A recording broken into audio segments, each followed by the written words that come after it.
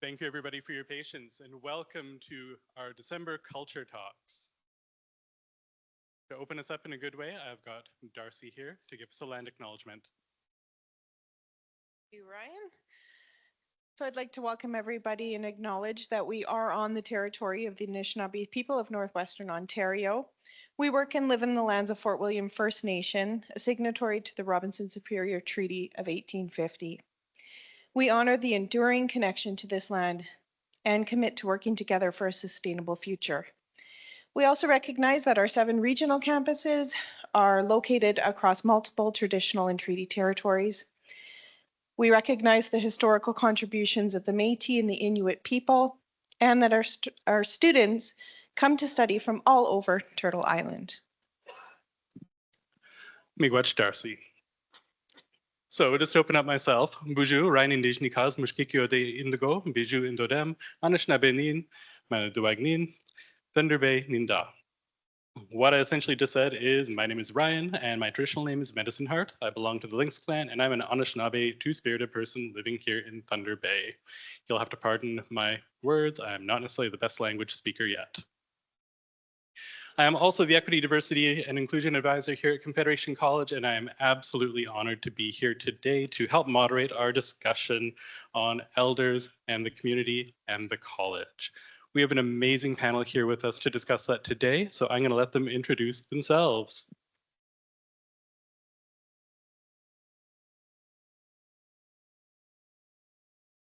Hi, bonjour.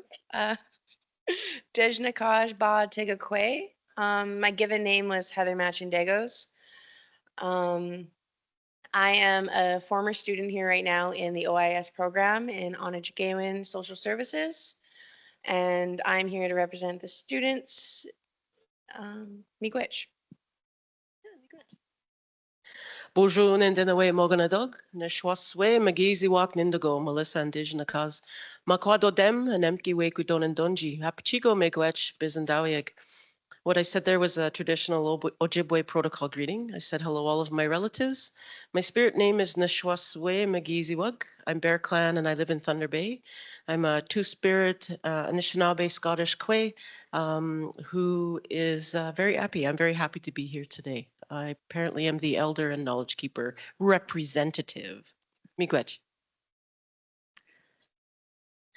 Tansy bonjour, everyone. My English name is Jerry Lynn. My spirit name is Prairie Buffalo Woman. I'm Cree Métis, and my family comes from Big Stone Cree Nation in northern Alberta. I've lived here in Thunder Bay for almost 12 years now. Grew up most of my life in Winnipeg, and I am the new Associate Dean of Indigenous Studies here at the college, and I'm really excited to be in this position. And I'm coming from Lakehead as the Indigenous Curriculum Specialist. So I worked there for 11 years. So this work is near and dear to my heart. So, miigwech. Bonjour, everybody. My name is Brianne Snow. I am the Indigenous Student Advisor, or one of the 3 Indigenous Student Advisors in Apiwin. My family is from the Yamatung First Nation or Fort Hope First Nation, and I'm super excited to be here today. Miigwech, everybody. All right, so this is a subject that we get a lot of questions about, and I know that it was near and dear to the hearts of many that we bring this to this audience today. So whether you're here virtually or in person, we are quite grateful to have you, and we're going to just start our discussion about the role of elders and the part they play in post-secondary education and the community in general. So because this is a subject we get a lot of questions about, we're going to open with a very fundamental question to this. For anybody who'd like to answer in whatever order you like, what is an elder and what role do they play in our community? I meet you. I guess that's me. Oh,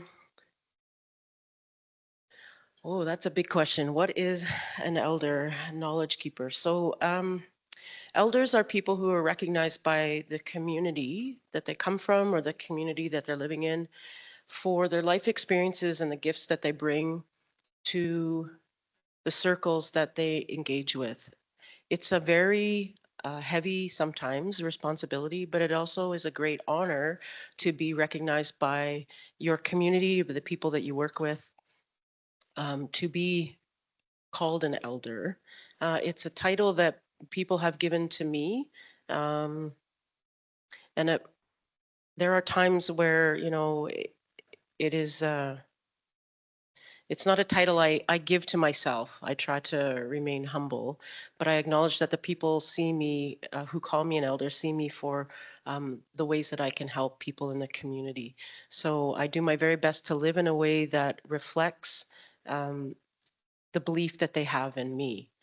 By living with the seven grandfather teachings, by sharing the knowledge, by being able to help out whenever and wherever I can, regardless of how I'm doing during the particular day or whatever it is, whatever's going on in my life. As elders, we all carry different gifts. And as individuals, regardless of any culture that we belong to, we all carry individual gifts that's our responsibility to share with people. So the way I've been taught and the things that I believe in tell me that Creator has chosen this path for me in my life, and all the things I've experienced so far in all of my days on Nimama Ake, on Mother Earth, have put me in a position to accept the responsibility of the title of elder. Um, it's the way that I am able to perhaps be a good listener, to interact with people. And the things that I've experienced in life, while vastly different from other people in this world, bring me to a place where I feel that I can relate to people. And that's one of the things that elders do, I think, very well, is that regardless of what you need in life, there will always be somebody that you can go and talk to who can help you with that particular issue, whether it's from finding direction in the field of education, whether it's learning traditional stories or ways of life, whether it's how do I attend ceremony, even if it's just someone to sit and share a good old laugh with, because we, as Indigenous people have pretty wicked senses of humor. So we're ready to crack a joke and have a good laugh at the same time. Because the term elder is a title that's given to some people, that recognizes the time that they have spent making sacrifices to learn what they need to know, that they will then pass on to future generations. In our way, it's for 7 generations to follow. And so the things that I do now as an elder or knowledge keeper will then impact the 7 generations who follow me. So it's very important that I live a good life, that I tread gently on Mother Earth, that the impact that I have is positive, that my words and actions are positive and always full of love and kindness, especially if I'm not feeling very loving and kind that day. Part of my job or my responsibility as an elder is to sort of put that aside in um, in a way so that I can best help my people or the people who come to me. So it's about passing on our teaching and our knowledge. And it's not something, there's no pan indigeneity, there's no pan elders. So I have elders, my elders have elders. Um, I've worked with Sundance chiefs who have elders who are in their hundreds, right? The learning never stops and the sharing never stops. And oftentimes when you are speaking with an elder, you don't know their whole story and you don't know the sacrifices they've made, but that has included missing family gatherings, not being able to attend ceremony because they've had to travel away from home to sit with other elders and knowledge keepers to gather the information that they have. And they've missed those things because as an elder, you understand that your responsibility is to all people. Not you're no longer living a life that's just for yourself. It's to help support relationships in the communities around you and in the world around you. Miigwech. Miigwech.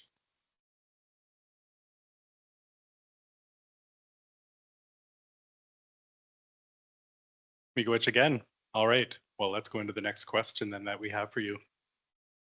So what are the protocols for approaching an elder for support?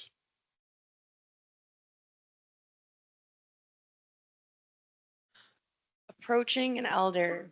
Um, Honestly, for me, it depends on what I need help with or what I need healing from. There's certain elders out there that can't give you the knowledge that you need to move forward. When I need guidance and wisdom, I go to knowledge keepers who have experienced in the past what I have been feeling right now as a student or any type of stressors. They're the ones that can guide me into a better path, I find, and to healing practices and ceremonies, which I think is super important for our culture to keep continuing. And when I am interested in learning the land or the trees or the herbs, I go to a land acknowledgement, land knowledge. Oh, sorry. Someone who understands how to walk me through and to protect the land just as much as to take care of it, just as much as it's given us in our life. Um, like I've said, it's probably just the importance of what you need to heal and how you need to move forward without stepping 2 steps back and to keep looking ahead.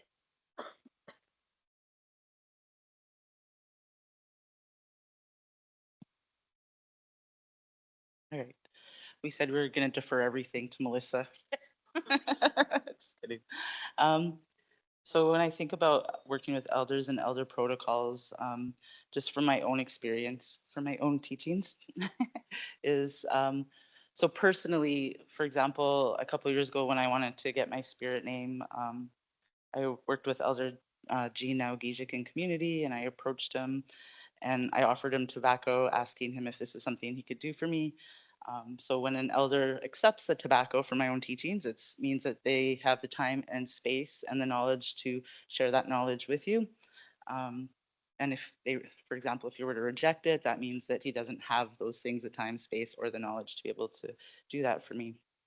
Um, and when I'm working, for example, in my everyday work job or work life, um, I would say, for example, if I wanted to implement Indigenous ways into curriculum, and I have some knowledge of how to do that, and I would do the work and then bring it forward to the elder and offer tobacco again to say, would you be able to look through this and ensure that I'm doing this work in a good way, and that the things that you think important that our community members in the institution need to know are in there. So those are ways that I would approach an elder. Tobacco is the number one gift that you would give when you work with an elder, and it's a way to honor.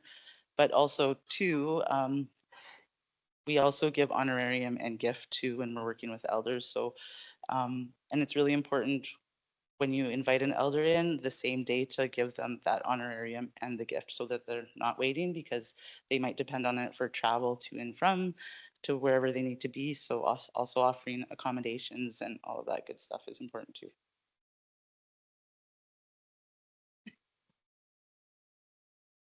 If I can just add, thank you for sharing that, because it's really important. There's a lot of older elders in the community and in the region who come in to do work, and a lot of them rely on this kind of work to help supplement their income. A lot of them don't have a regular income, and for a variety of reasons, that's the truth. And so it's really important that if you are going to have someone come in, that you are able to compensate them fairly, so that because what you're doing is, like I said a few minutes ago, is you're acknowledging and honoring the sacrifices that they've made, the challenges that they have faced in their life, and they're taking time to come into a space, especially an educational institution, that may make them feel incredibly uncomfortable. And so they're taking that time to come in and share what they can with you. So it's just a thing to be able to offer that tobacco and an honorarium or a small gift to them to say, thank you for all that you've come in to share with us today.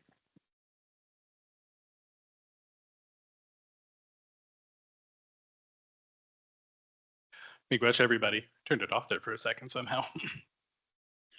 This really actually want to add to your point, Melissa, because this came up in a conversation we had the other day, Jerry Lynn, about some of the work that we ask certainly of elders, but also of many Indigenous people and staff members, where many of us do have our day-to-day job, but we're also asked to speak to our lived experience, the traumas that we've experienced either directly or indirectly.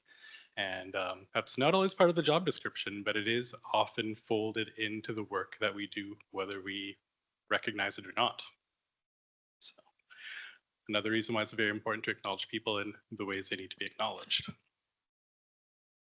All right, so I've got the big question next. This is a long one. So from your perspective, why is it crucial to have elders, traditional knowledge keepers, and members of the Indigenous community involved in all aspects of the work when it comes to Indigenous pedagogy as well as student success? And I'm thinking maybe Brianne will get you to start on this one. Yeah, I can definitely speak to things that I see in our student lounge, especially on Tuesdays and Thursdays when we have Melissa and then Sarah Yellowhead, our other elder, coming in for the day. Those are definitely days that I feel like the energy is so increased and students are so happy and joyful. I feel like those are days that I hear so much laughter and just stories being shared and knowledge being shared, and it's definitely uplifting. It kind of feels a little bit more like home to have them in the space and be able to share stories about their experience. And then I just hear students all day sharing their stories back, and it's just could go on forever, it seems like. And yeah, I think it's really welcoming, especially for students who might be missing home a little bit and might not be from around the area, that you have somebody that has all this knowledge and wisdom and that is just so ready to talk to you and help you, whether it's, I know Melissa's helping students with their assignments or just share them stories or laughing and beating. And it's just, it's kind of one of those things that you can't get anywhere else. Okay, so from, I guess, a pedagogical perspective, in the work that I do, I think it's really important that we have elders and knowledge keepers involved to help guide the work, because they carry, as Melissa shared earlier, the knowledge of the land and the spirituality and the tradition. So all four of those aspects. So when we're trying to implement Indigenous ways of knowing and being and doing into a post-secondary institution, I think that they need to lead the way. So um, that also means that we need to do our work up front. So like I said, planning the curriculum, looking at it, and being in community is also very important part of doing this work and participating. So I think being guided by the knowledge that they've carried, that they've gotten from Creator and the land and their own teachers, as she mentioned also, is really important, because they can look at it in a way that we, or that I should speak for myself, that sometimes I can't, because I was also went to school in a Western institution, right? So I've had to do a lot of my own decolonization work to be able to do this work in a good way by participating in ceremonies and stuff. So I think having that relationship personally as somebody who's doing that work with elders and knowledge keepers is really important, but also as an institution.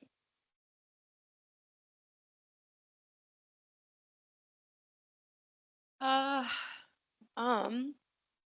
Personally, I enjoy having the elders here weekly.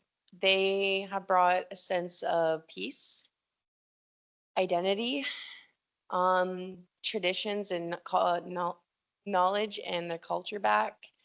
I think it's super important to revitalize who we are as Indigenous and Anishinaabe peoples. And having them here just brings that extra support where when I'm having a stressful day, I can walk into AppyWin and being like, what can I do? How can I help less stress myself? And knowing the importance and the wisdom that they carry, it's quite beautiful when you start hearing stories and what they have been through to achieve their milestones in life. I find it's super vital and important for us to have them daily. I wish we had them every day of the week personally, but Tuesdays and Thursdays are one of my exceptional days where I am myself, I'm feeling uplifted, and I know that when I walk in, my shoulders go down, and I know life can just relax for a couple minutes. I feel that having Melissa in our room every Thursday or every couple days, Tuesdays and Wednesdays. I mean, I'd like her every day. But it's so important to keep our traditions and our stories and our culture alive, that me also living in a westernized lens, with decolonizing the way we work now in our colleges, it's quite beautiful. And integrating this now, I think it'll just be the start of something that will persevere in the next 10 years from now. And I am truly grateful for that. And I just learned a new word, ni miigwech wadem, and it means I am grateful. And I'm trying to be grateful for every day that comes. I have been positive in my program and I'm doing great. And I couldn't have done it without the elders and their ears whispering, telling me to go on the right path in my life. And I'm grateful that I can just be here and I can live in this moment with them. Miigwech. Okay, I just wanted to add one more thing. um, it's also important to remember when doing this work and working with elders and knowledge keepers that this work is really place-based and land-based, right? So it's important. One thing I always like to tell people is it's important to understand the history of where your feet are planted. So do you know the nations whose territory you're sitting upon? Do you understand the people and the land and the culture of those people? So when I do the work I do, I have to connect with elders and knowledge keepers from this region and from this area so that I'm ensuring that I'm sharing the work in a good way that's place specific. So that's just one thing I wanted to add. All right. I'm just kidding. So there's an expression that we have as Indigenous people that is nothing about us without us. And as a former educator, I know that there have been really positive changes to curriculum that's being developed and shared in the education system now. Um, as a former history teacher, part of my job right now is to correct the mistruths and the lies that I shared as a Canadian history teacher, because I didn't tell the true history about the relationship between the Indigenous people of Turtle Island and the Europeans and the settlers who came to Canada. So now I need to re-educate people, because while I was going through school, I was taught a certain stereotypical view of the Indigenous people of Canada at the same time that non-Indigenous people were hearing that very same story. So now we need to correct that. And as education, Senator Murray Sinclair Baugh, who had passed away, stated, education got us into this mess and education will have to get us out of it. So when you are attempting to bring Indigenous content into your classrooms, into your curriculum, why would you not take the time to invite Indigenous people into your classroom and into your space so that they can help speak that truth?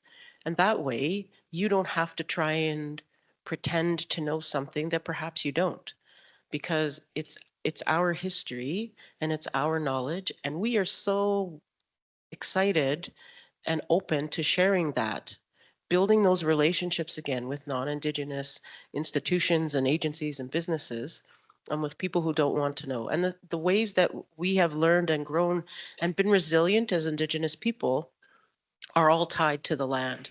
And at this point in the space of the world, and things that are going on in the world, it really is paramount that we get together as the human race and we work together to correct the wrongs that we have created, the things, overcome challenges together for the betterment of everybody. So if we can bring Indigenous people into this space and we can acknowledge the contributions that we have made but are continuing to make today and growing through education, then that's just going to make where we work, where we live, where we hang out and socialize much more welcoming for everybody, not just Indigenous people, right? We look at our elders and our knowledge keepers, myself excluded, as living libraries. And when we, instead of going to a library, we go to the people in our communities who carry that knowledge and we ask them, because sitting and talking to somebody gives you so much more.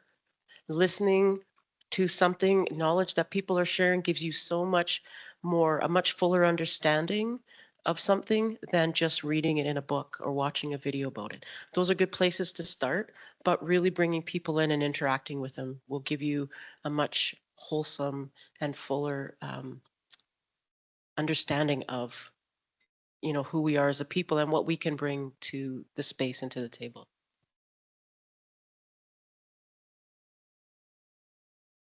Miigwech, everybody. All right. Well, I have one other question for you, and this could be the trickiest one of all.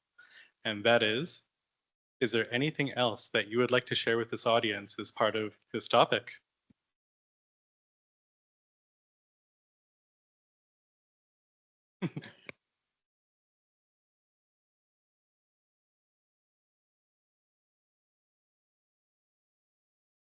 Anything else that I would like to share about this topic? Stuttering. I'm trying to think. So I may have to come back to you.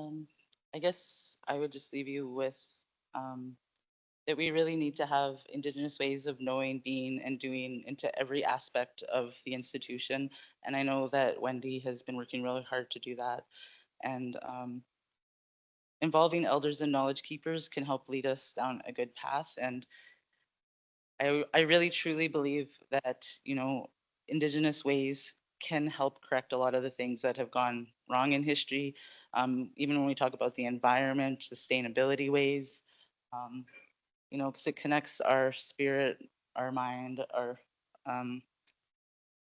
getting everything right now, the 4 aspects. So like it connects all of those things. And I think that we all need to kind of come back to that, come back to ourselves. An elder once told me that we should never let anybody burn out our fires. And I think part of that is, coming back to our own ways of knowing, being, and doing that is really good for everyone. And I know that, AOTA standards are changing, coming up. And when I think about UDL, or Universal Design for Learning, and I look at Indigenous ways of knowing and being, they complement each other so well that I'm just like, we should just be using Indigenous ways and connecting with elders and knowledge keepers to be able to do this work in a good way. So.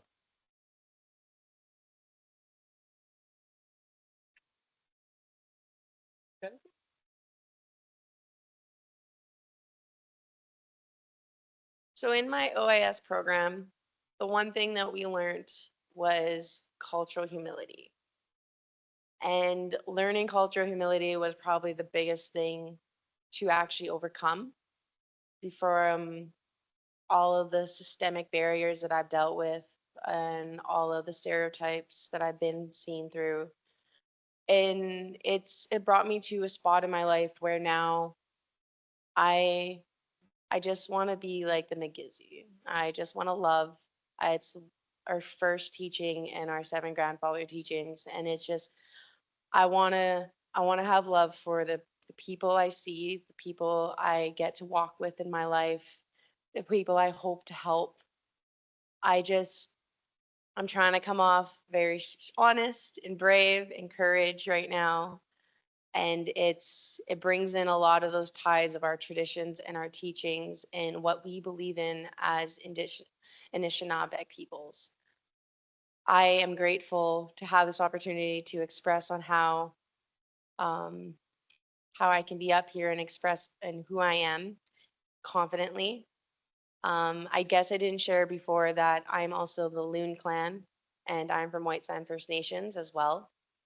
And I'm honored to be from White Sand. I am honored to represent who I am as an Indigenous person now, which I wasn't last year. I had a lot of systemic barriers from that. And the main thing I learned from my program was to be kind, to be humble, to love yourself just as much as you would love someone else. And a lot of that I've learned from my elders from just being in Apiwin and working in Apiwin for the year. And I'm so grateful for the people I've met and the journey I'm going to be going on as a helper in my life. Miigwech.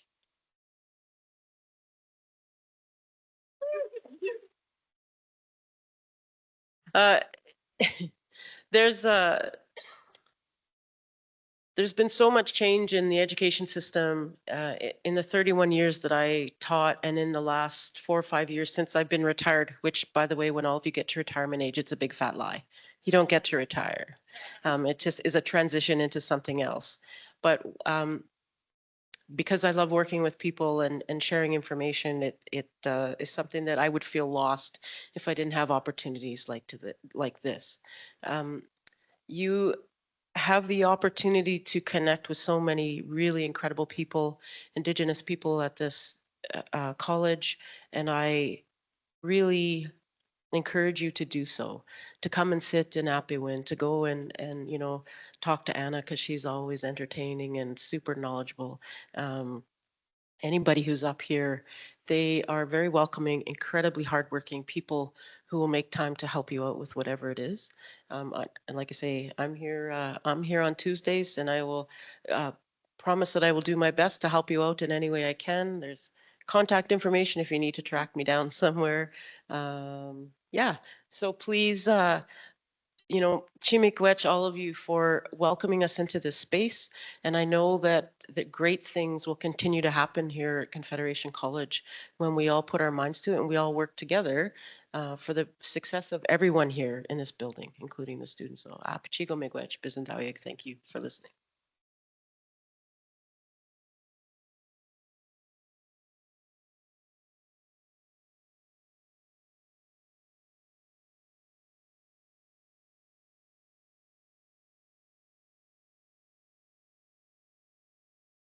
There we go.